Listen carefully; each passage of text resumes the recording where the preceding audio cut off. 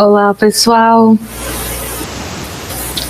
Nós vamos apresentar o artigo Processamento de Peixe Salgado Seco, de autoria de Francisca Gisele da Cruz, Sara Gonçalves e Nayane Santos. No Congresso, o zootecnista pode sim.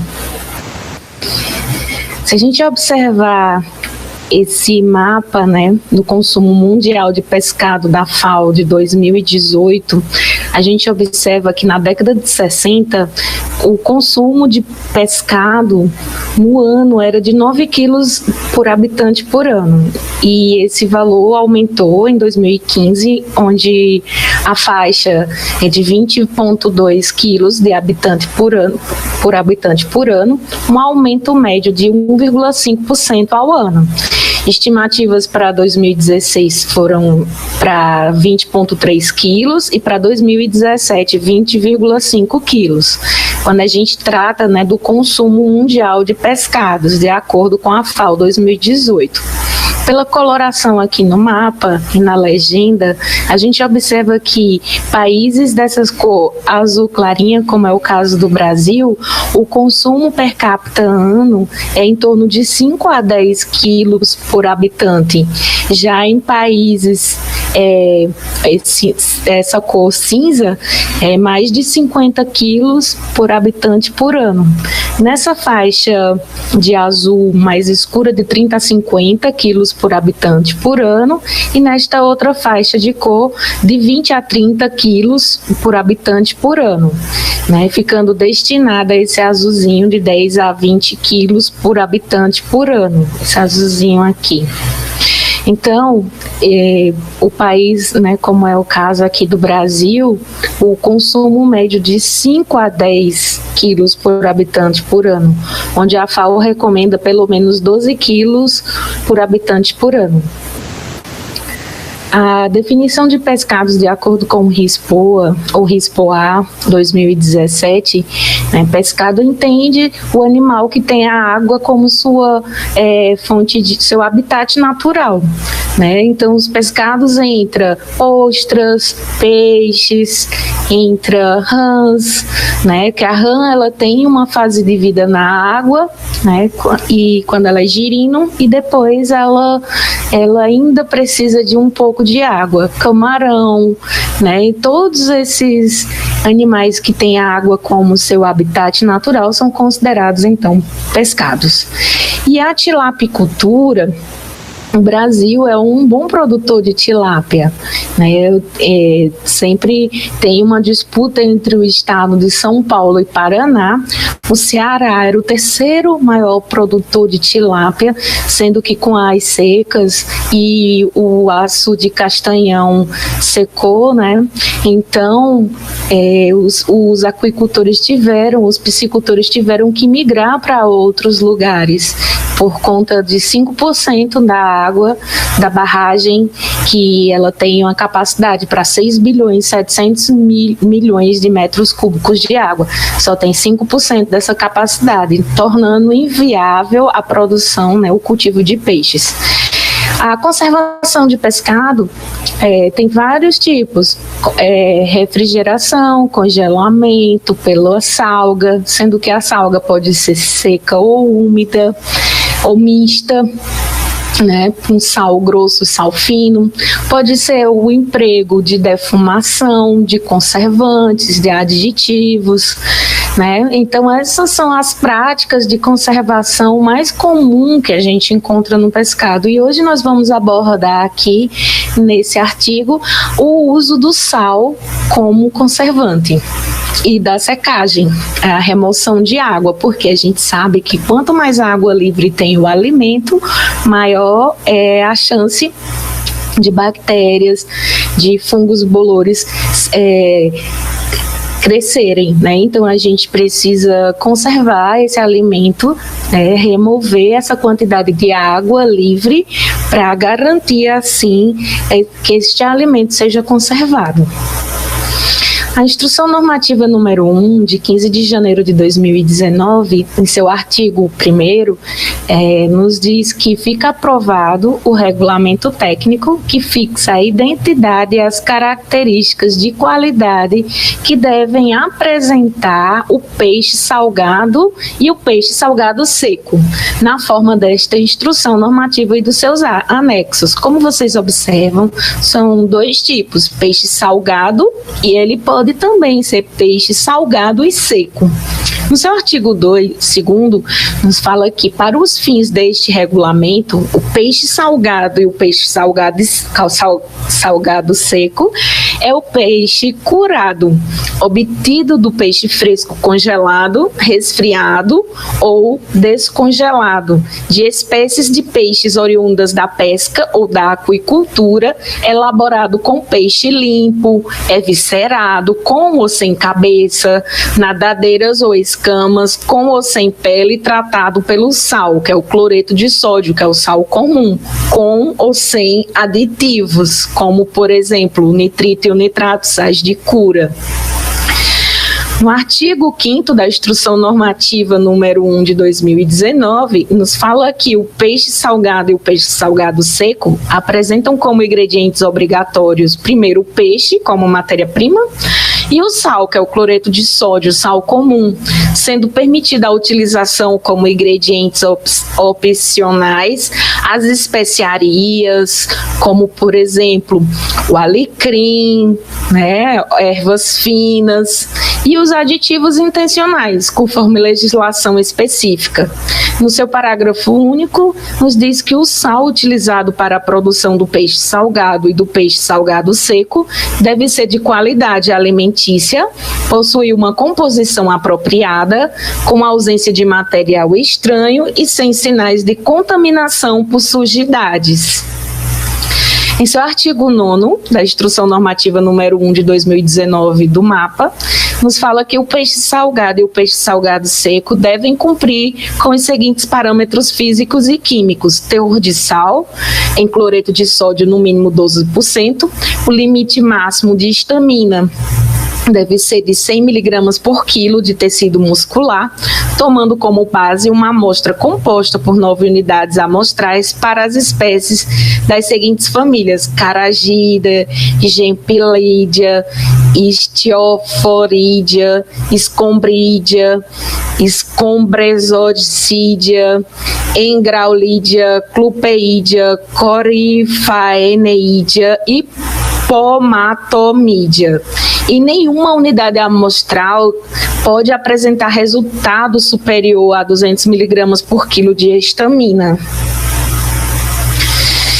A foto que vocês visualizam do arquivo pessoal, onde vem aqui a definição de peixe salgado seco, que é aquele tratado pelo sal, e posterior secagem por evaporação, pode ser de forma natural, secagem pelo sol, ou artificial, em estufa, com umidade máxima de 52,90%.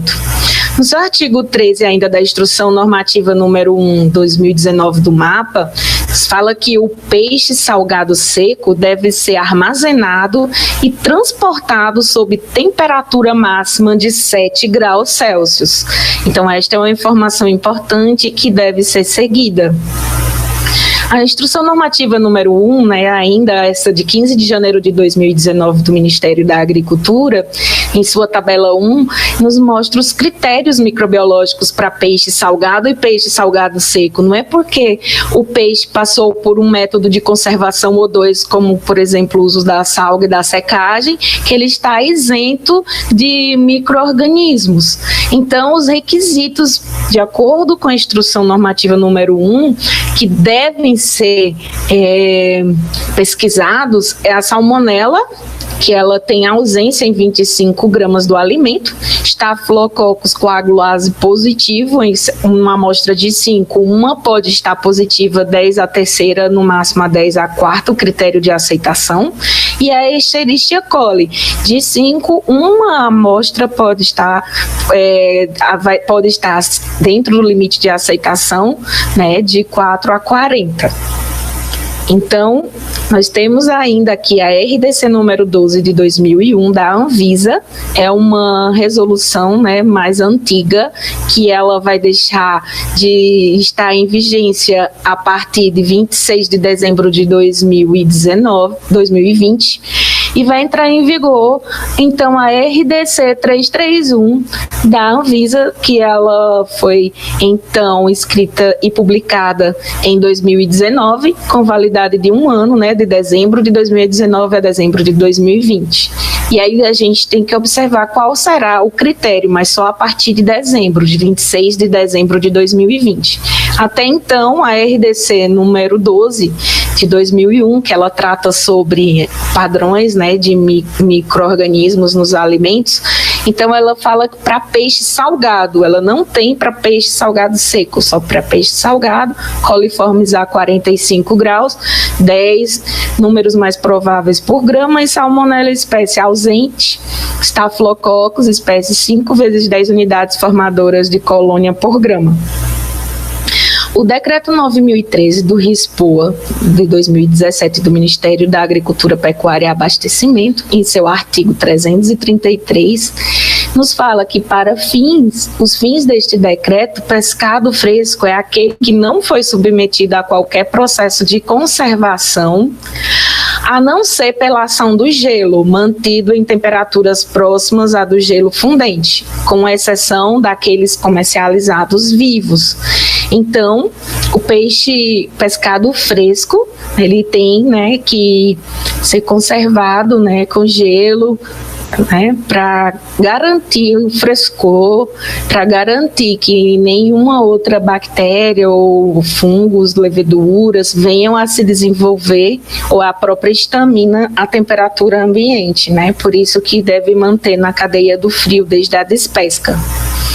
No RISPOA, também no artigo 345, ele nos fala que para os fins deste decreto, o pescado curado, ele é aquele proveniente de pescado tratado pelo sal, com ou sem aditivos. Então, se a gente adicionar o sal, esse peixe ele vai ser considerado, então, pescado curado, tá? E os aditivos podem estar presentes ou não, como, por exemplo, antioxidantes, se for um pescado que tenha bastante teor de gordura em sua composição química, né, vai necessitar de um antioxidante ou de um antiumectante, o tripolifosfato de sódio, né, e assim tem outros que podem ser utilizados. E no parágrafo único nos fala que o tratamento pelo sal pode ser realizado por meio de salgas úmida, seca ou mista. A salga úmida é aquela que se prepara uma salmoura de água potável com sal, dilui e emerge o pescado, né, dentro dessas salgas úmidas, né, por algum tempo, 2 horas aproximadamente. A salga seca é aquela que se põe o sal propriamente dito diretamente, né, no pescado, e a mista. Você pode utilizar metade úmida e metade seca, ou pode preparar o sal grosso e o sal fino, misturar os dois, e aí você tem a salga mista. No RISPOA, ainda no artigo 346, para o fim desse decreto, pescado seco ou desidratado é o produto obtido pela dessecação do pescado em diferentes intensidades por meio de processo natural ou artificial, com ou sem aditivos, a fim de se obter um produto estável à temperatura ambiente.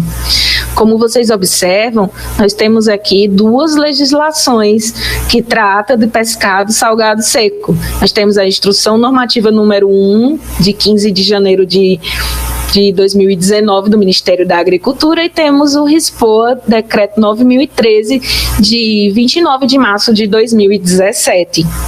E temos também 2 padrões microbiológicos, da Instrução Normativa número 1 de 2019 e da RDC número 12 de 2001 da Agência Nacional de Vigilância Sanitária, da Anvisa. Ainda sobre o artigo 460 do RISPOA, que é o Regulamento de Inspeção Industrial Sanitária de Produtos de Origem Animal, O pescado curado é o produto elaborado com pescado íntegro, tratado por processos especiais, compreendendo, além de outros, os seguintes tipos principais. O item 1, pescado salgado, pescado prensado, defumado ou dessecado. O artigo 461 do RISPOA nos fala que entende-se por pescado salgado o produto obtido pelo tratamento do pescado íntegro pela salga seca ou por salmoura. Exemplo, filé de sardinha anchovada. Nessa tabela adaptada, né, de Olgava Maia, 1999, ela nos traz aqui os constituintes químicos médios de carnes e peixe, comparando aqui proteína, gordura, cálcio, fósforo, ferro e calorias. O roast beef, comparando com carneiro, suíno e peixe. Observamos aqui que o peixe ele contém a maior porcentagem de proteína, uma menor quantidade de gordura comparando as outras espécies de animais de açougue, cálcio possui mais cálcio, fósforo também se destaca para este parâmetro e ferro 13% e tem uma menor calorias em 100 gramas do alimento. Né? Então a gente observa que a carne de peixe ela é uma carne saudável, proteica, com menos energia do que os demais quando a gente compara o nível de gordura, que contém mais minerais e menos calorias, o que confere a esta carne uma carne magra, né? Uma carne branca, de fibras brancas, né? Que possui pouco colágeno, por isso que a digestão em peixes é mais rápida. A qualidade do pescado salgado seco está intrinsecamente vinculada à qualidade da matéria-prima, então a gente precisa de uma matéria-prima de procedência, método de salga, assim como também saber a procedência do sal, que esse sal não venha com sujidades, nem com metais pesados, né? Esse sal venha iodado, com iodo, né? Controle de temperatura e umidade durante o transporte e outros requisitos do processamento. Então, para se ter um pescado salgado seco, precisa observar todas essas características. Como matéria-prima, né, nós utilizamos para este trabalho o filé de polaca do Alasca, onde a gente comprou no mercado local. A gente comprou com embalagem própria, cifada, né, COCIF, Serviço de Inspeção Federal, e a tilápia espalmada sem cabeça. No caso, essas tilápias tailandesas, elas foram despescadas no Instituto Federal de Educação, Ciência e Tecnologia, Campus Crato, IFCE, no setor de piscicultura. Então, os alunos do curso de zootecnia, disciplina Tecnologia de Produtos de Origem Animal 1, eles despescaram, fizeram então toalete, evisceração, trataram todo o peixe, fizeram a refrigeração. Um dia depois fizemos então o corte de espalmado sem cabeça, que de acordo com a Instrução Normativa número 1 de 2019, o pescado espalmado sem cabeça é o peixe eviscerado, sem cabeça, cortado longitudinalmente a coluna vertebral, mantendo os dois flancos unidos, preservando o espinhaço. Como vocês veem aqui, os flancos estão unidos. Aqui nós temos aqui mostrando a tilápia espalmada, né, com a pele e a parte interna, né, aqui mostrando aqui, né, a coluna vertebral e os flancos unindo então o espinhaço. Já o filé, né, é o produto obtido a partir de corte único, longitudinal, da porção muscular, desde a parte imediatamente posterior da cabeça até o pendúculo caudal, no sentido paralelo à coluna vertebral. Então, essa definição está na Instrução Normativa número 1 de 2019 do Ministério da Agricultura, Pecuária e Abastecimento. E a foto é do arquivo pessoal, mostrando aqui os filés da polaca de Alasca utilizada neste trabalho. Então, para obter a tilápia espalmado, primeiro se faz o descabeçamento, né, depois que o peixe foi eviscerado, retirada a cabeça, retirada a cauda, as nadadeiras, as escamas, as vísceras. Então se faz esse descabeçamento, evisceração e abrir mediante corte ventral, da região abdominal até a nadadeira caudal. Para este trabalho, nós utilizamos, então, né, os filés de polaca de Alasca e as tilápias espalmadas, evisceradas e limpas, foram misturados ao sal comum e permaneceram por 3 dias em câmara fria a 4 graus, para que a concentração de sal se distribua uniformemente em todo o músculo e permita a cura em temperatura própria que garanta a qualidade do produto final. Como secagem, nós utilizamos esse desidratador, adaptamos da Embrapa, né, do Comejo Etial 2018, a Embrapa Agroindústria de Alimentos, construa você mesmo um desidratador de alimentos, documento 130, onde a gente observa aqui um isopor com um aquecedor e estantezinhas, né, de aço inox com tubulação de canos, para se fazer então a desidratação.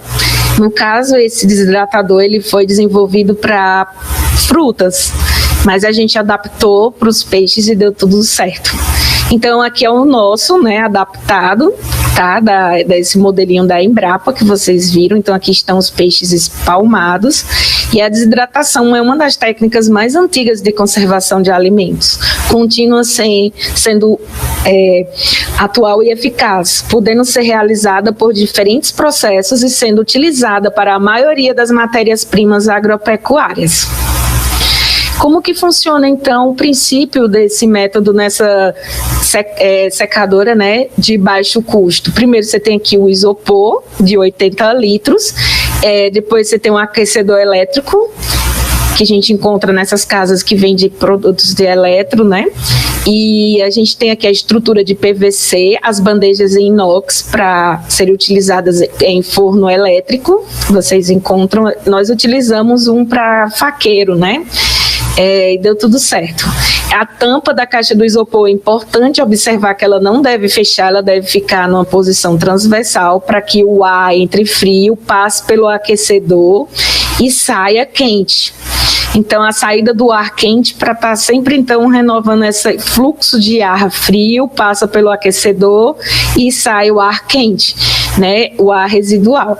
A temperatura aqui chegou em torno de 43, 45 graus. Então aqui é o desenho esquemático que mostra a entrada e a saída do ar de secagem. E a gente colocou aqui essa tabelinha com o material, a quantidade e o valor que a gente gastou para produzir o nosso desidratador, em torno de R$ 359,45.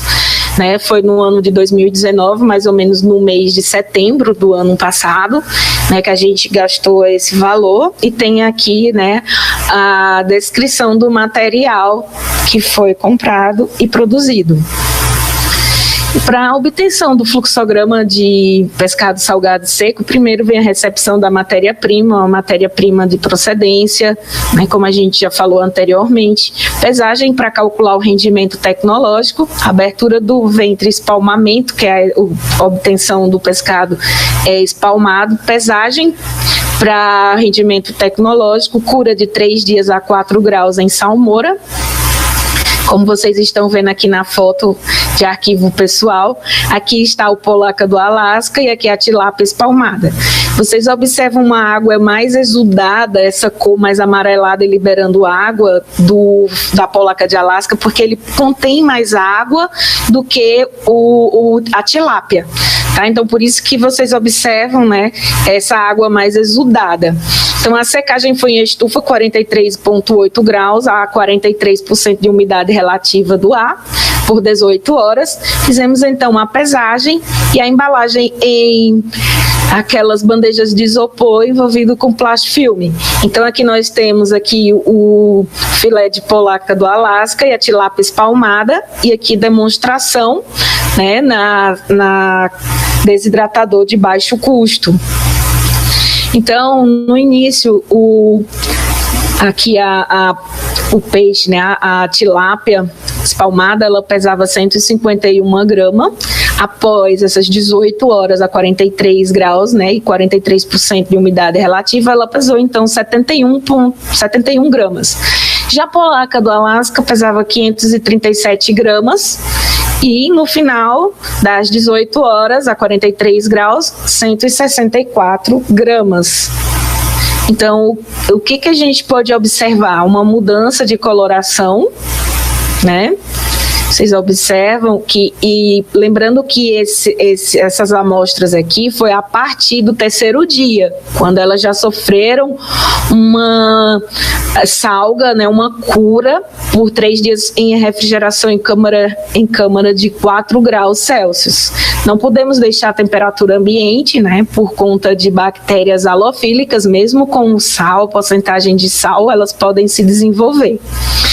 Então, a gente obteve, no final, um rendimento de 66,11% de filé de polaca do Alasca seca e salgada, uma perda de 33,89% de água, tanto pelo processo de salga como de secagem, e um rendimento de 62,26% para tilápia espalmada seca e salgada, e uma perda de 37,74% de água.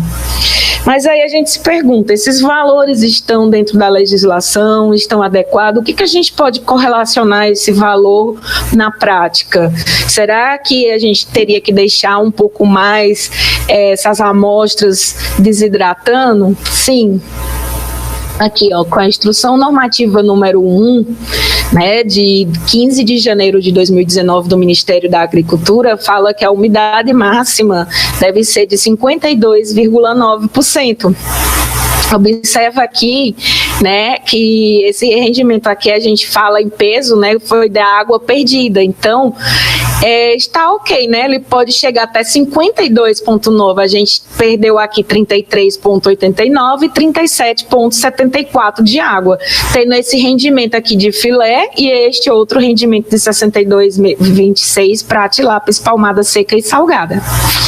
Né? Então, a perda de umidade aqui foi de 33,89 e de 37,74, né? Aqui é o máximo, então eles estão dentro do limite esperado pela legislação. E como referência bibliográfica, nós utilizamos aqui o RISPOA, o Decreto 9.013 de 2017, a Instrução Normativa número 1 do Ministério da Agricultura, Cornejo e Nogueira. E a gente agradece e muito obrigada. E é isso aí, pessoal. Tchau!